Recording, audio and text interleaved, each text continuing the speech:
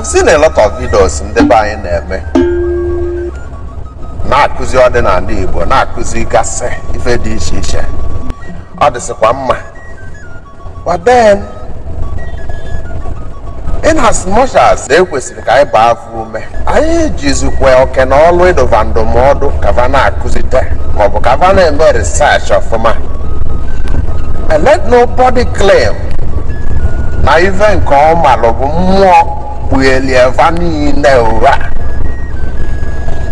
Ị nwere ike ikwuo sị na mmụọ na-ekpughelu gị ife, mana a sị na n'ọva niile ụra o nwere ụfọdụ ndị ife ndị magasị ọ bụ na mmụta ka ịmụtala ya. Ma mmụta ha na-emụtala ya nwere ike ọ bụ na onye na-amasịrị ya ọfụma kụziri gị anya tụka elu gị. But we are so overwhelmed. Maka ife onye na-amara ọbụ ọgbọ.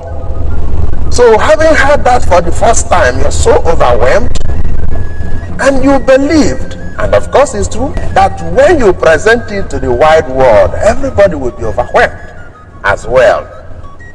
That is because our people are far from knowledge.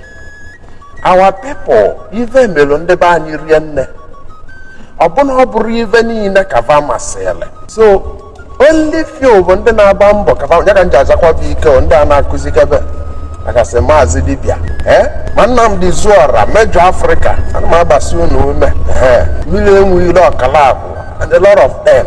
But let nobody claim na ife ọma kịta bụ mmụọ gosiri ya. That is when you begin to fail. I want to correct Maazị Dibia again. And remember, this is a brotherly correction. Ọ bụrụ ịkpalịa unless ọbụzialụ gị nwa na misinterpret my intention. Ikwuzi ife dị m n'obi nke nwa mmalụ. Afụgo m ife dị iche iche ndị dị iche iche na-ekwu maka dibịa. Ife alụ ulu n'ọnya bụ ife dibịa pụtalụ kavasịlụ onye mana ọ bụsịrị ya Maazị Dibia ọ bụsịrị ya ife na-akọwalụ ndị mmadụ. Dimba, the master of wrestling. So in your simple terms, what is Dibia?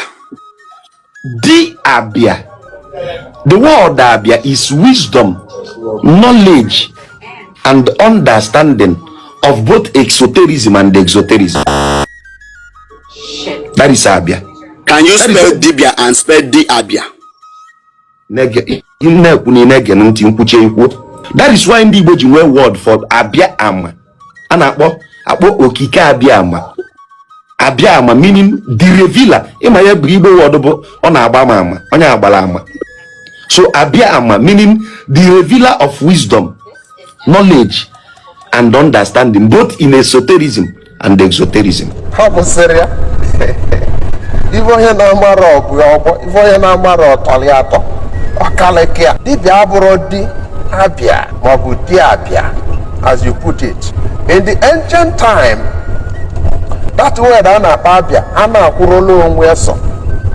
Ọ bụ na ọ ga-akwụrụ onwe na ọ pụtara wisdom and understanding, or wisdom and knowledge, as you put it.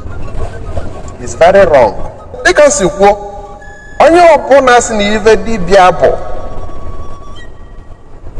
portmanteau of Di as master and Abia as a wisdom maọbụ knowledge. Onye amara asụsụ Igbo, maka ọ bụ na ọ maala asụsụ Igbo, ọ ga-ama na ife o kwuru bụ tautology.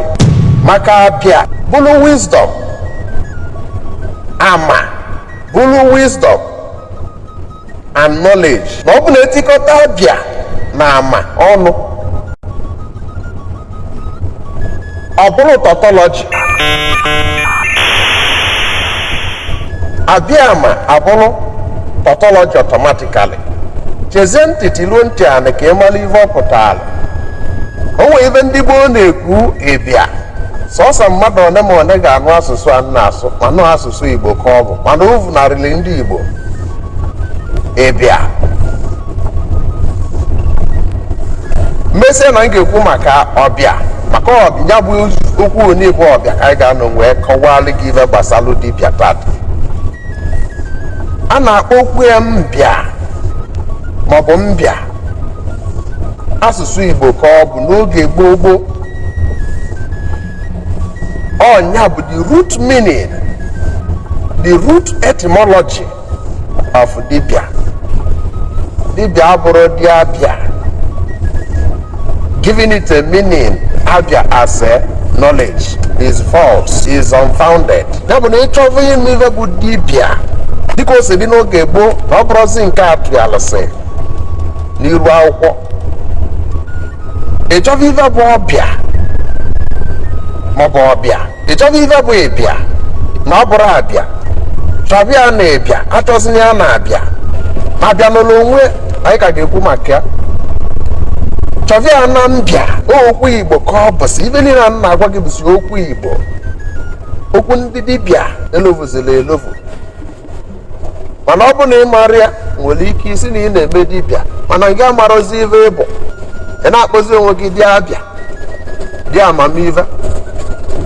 Ịkpọbazi onwe gị, kwubezi onwe gị dị amamive maka akụziri gị ya n'iru akwụkwọ.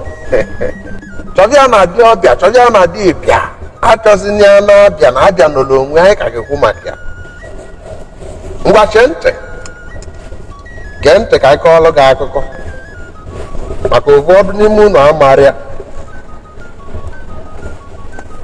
Dịka m si gwa gị na ịchọba ihe ime ive bụ dibịa na ọ bụrụ Diabia, it is wrong.